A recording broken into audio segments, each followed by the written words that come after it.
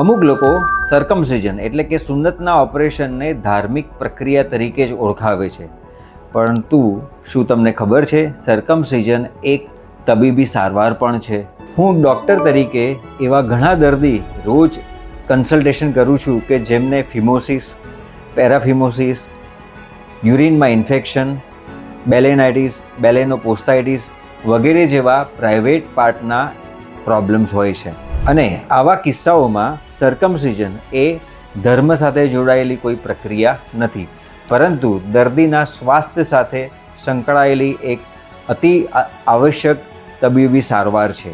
જેવી રીતે તમે એપેન્ડિક્સ, પિત્તાશયમાં પથરી કે કિડની સ્ટોન થયા હોય અને એનું ઓપરેશન કરાવો છો, એવી રીતે જ સર્કમસિઝન પણ એક તબીબી સારવાર છે. સો ધર્મ અને આરોગ્ય બંને અલગ અલગ બાબતો છે. જો તમારા ડૉક્ટર તમને સર્કમસિઝનની સલાહ આપે તો એની પાછળનું સાયન્ટિફિક કારણ સમજો. માટે અફવાઓ પર નહીં, પરંતુ સાચી મેડિકલ માહિતી પર વિશ્વાસ રાખો. તમારા સ્વાસ્થ્ય માટે યોગ્ય નિર્ણય લો. Consult a good doctor for a genuine treatment.